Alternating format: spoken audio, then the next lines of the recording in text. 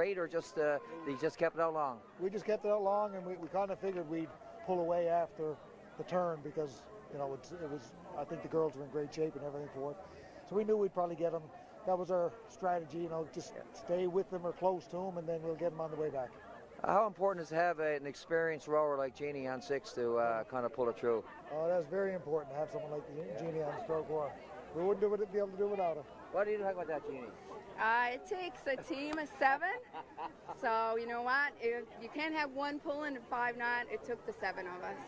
And, you know, when he said to us, treat it like your last row, we treated it like our last row. Well, I tell you what, ladies, you look really, real good coming past here. You won it in style. Congratulations to Ollie. Good job on the turn, by the way. Go figure it out. I really know how to turn a boy, eh? Anyway, going back to Aaron, thank you so much. All right, Jim, thanks very much. And, of course, wonderful winners there from our previous race that we just saw. Lovely day down here by the pond. We've got lots of people who are stopping by, lots of guests. Of course, we've been bringing you the races since first thing this morning. And we want to let you know, of course, that, oh, look at this. We're lining up race 17 right now. So these are the stakes for race 17. We have, actually, 18 we should be looking at. I'm just going to let the guys in the truck know that race 18 is the one that we're heading into. There we go. So this is Prime Female Midget 1. In stake 1, we have the Newfoundland, oh, here we go, Keep Cool Refrigeration. In stake 2, we have Martin Surveys. In stake 3, RBC Dominion Securities. In stake 4, JAT Excavating. And stake 5, Eastern Composite Services. So that's race 18. That's scheduled for 12:40. So we are pretty well on time here. Yeah, we're not bad. Not too bad. A little bit of an incident there. Who's only 83. Had a little dip in the pond there, but I think he's doing well there now. Yeah, so we checked on Paul, but he got out of the water and in the boat, and he's ready to go. And he's out there steering. He's out steering, so. And yeah, 83. So that's a bit remarkable. Yes, it is indeed. Amazing for sure. And I don't know how many crews he has this year, but it's not his first time out today. No, it's not. But at 83 years old, I'm just trying to think that, you know, us here who are... I know, complaining about the heat and the humidity. We're not tough, are we? No, I know. But a lot of the rowers are, when you go around, when I'm talking to folks, they are saying that it is really hot on the pond. Yeah. And they're finding it difficult. Right. So everybody, I hope they're staying hydrated. Yeah, that's the key. If you can get in the shade and stay hydrated. Yes. Yeah. They're lining up there now. All right, so we got that race 18 that's lining up there now, and actually I'm going to skip out for a little bit of a lunch break. But so Jason Piercy is going to come back in, and we're going to just switch out places. Perfect. For a little bit, and then I'll see you be back at the championship race. That's right. Because I'm going to be gone when we have crossovers today. And I'll see you out in the championship race. Yes, I was going to say. God. Yeah, because Anyway. before we were talking previous today, saying now Jim said I got a couple of races in the morning, so depending on what happens there, I may or may not be back as a commentator or in the boat. Yeah. So fortunate, my Steers Insurance senior ladies are qualified for the ladies, so I'll be out coxing in that race. Wonderful. And this is my last race because I got another crew out at 120, the pacemakers. Right. So right. so I got to get them ready for the race. So thank you so much for the invitation there. Thank I really appreciate you it. very much. Yeah. Yes, it's wonderful to have you back, and of course, yes, having you here for the 200th anniversary. Right. All right. Yeah. Okay. So of course we're lining up this race 18, and we're going to bring Jason in. I'm gonna skip out, and then as Diana said, she's here for another little bit, and then she'll be back for the championship races. Perfect. Thanks. See you later. So there goes the gun. We're off. Female midget race number 1.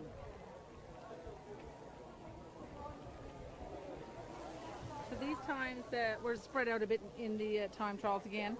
But we're seeing the time trials, the lineup of the time trials times is not really indicative of what's happening in the races today. No, and those who were down here for the time trial races itself, if they didn't blow away. At the pond conditions, as you witnessed, was not conducive for any type of good, smooth time. So no records broken during time trials. The times that these crews are rowing now seem to be on average about a minute faster.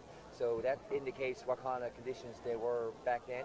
Plus, you get another 2-3 weeks of rowing under your belt. Conditioning improves, your timing Technique improves. Yeah, the so camaraderie, the teammanship. you always get faster anyway. But it's a lot of it has to do with the conditions that it was. The racing on time trial day. Absolutely. Yeah. So they're coming by the boathouse early here. this morning, there was when I can feel a little bit of a breeze now, but earlier this morning there was even a little bit of a headwind coming back. Yeah. But now it's almost just. No, it's fantastic race conditions. And if you see how tight these guys are as they're coming across the boathouse here. Well, this is similar now to 2 races ago, where there's about boat length separating first from last as they go by our vantage point. And there's enough time from our vantage point to back to pick up that. Yeah, and the crew that Paul is steering, I think a lot of them are family. I think they're nieces And they were, out there. Great nieces, the great Hineses. nieces, We got the Hineses, Hineses in the ring, so we got That's a a combination of consistent kitty bitty theme. there. We got a combination of the gut there, actually.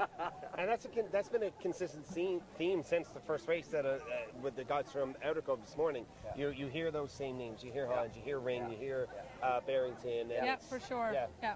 And it's 200 years of the same families to some extent. And like I said, Aaron, what's not a lot of it hasn't been picked up or mentioned, but there's a lot of adults rowing here today, and when you'll see similar names when the squirts and the midgets come out, because their sons and daughters are racing. And I'm really excited about that because when that happens, I know that this crowd here that comes by to watch the presentation of men, and you can hear them, right?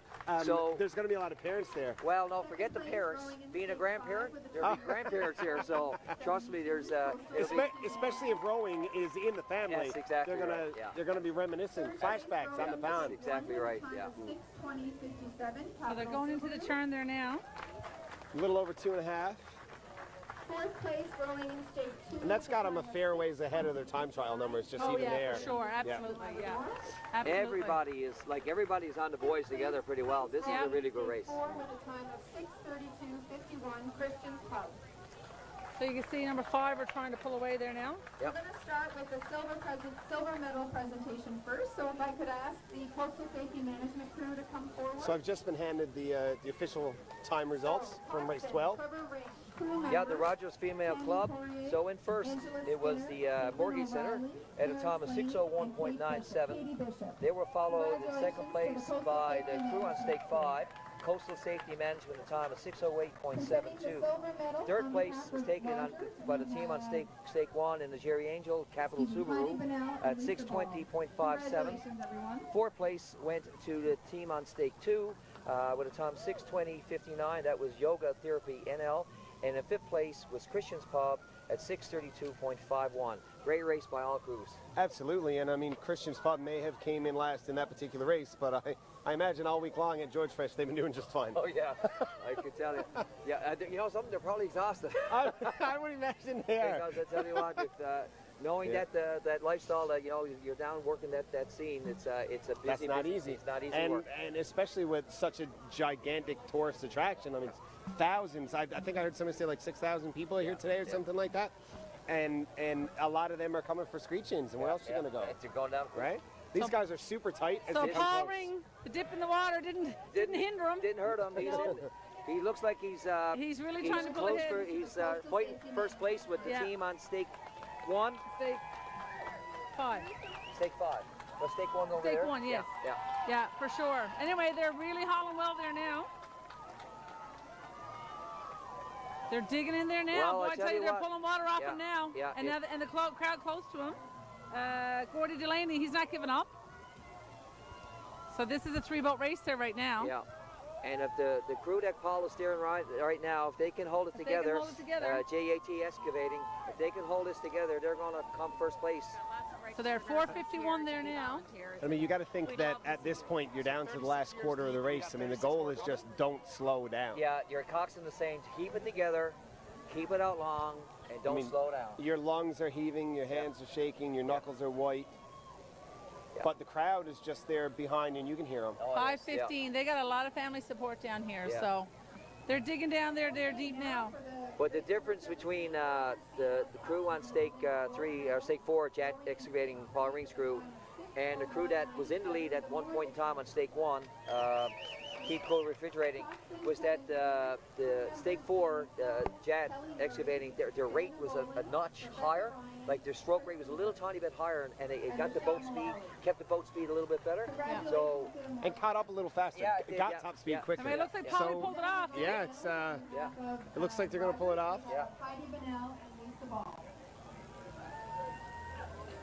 Just watching the clock here, Yeah, waiting watching for the that. gun. There goes the gun. 58, Yeah. 5:58.92 we got Yeah. on the boathouse Yeah, here. Stake 1. Won Stake it? 1 got it. Yeah. Did they? Just ahead of Stake 4. Stake 3. Wait, oh, well, No, that's, JAT. Oh, sorry, Stake 4. yeah, Okay. that's gaining ground then, Yeah, because as they yeah, were passing us, yeah, they were close yeah. to half a boat They length. were, yeah. And that's a lot to gain up over that shorter Absolutely. distance. That was a great job. What a race.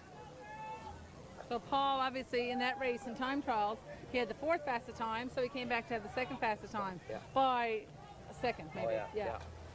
So Well, that was very well It's a done. Great job. Yeah, And for so sure. many variables that could cause a second. Oh, yeah. Oh my gosh, yes, Yeah. absolutely. Lots of Absolutely. manure.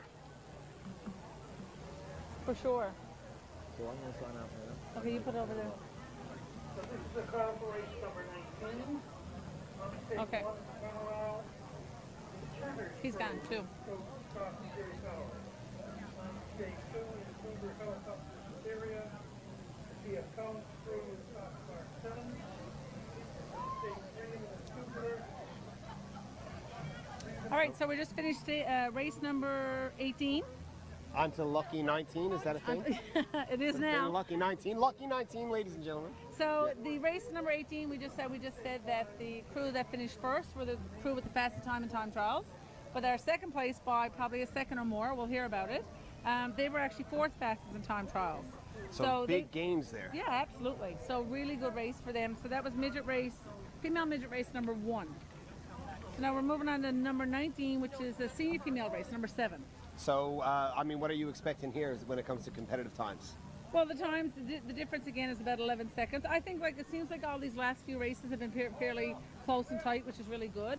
I don't know if there'll be a time for the championship race in this. We'll have to wait and see. But I think it's going to be another close race for sure. Again, the weather's cooperating, the waters are cooperating for sure. So it's going to be good to watch.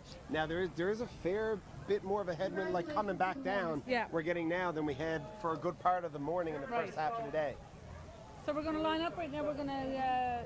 So I spent a little bit of time out walking around earlier. I stopped by the tent that the nurses union has up and spoke to the union president there about the seniors tent that they have. So I'd like everybody to have a watch at this. And if you're a senior, you're sitting home and you're like, looks some hot, no way I'm going down there. Well, you can still come down. 200 years of history. Let's take a look.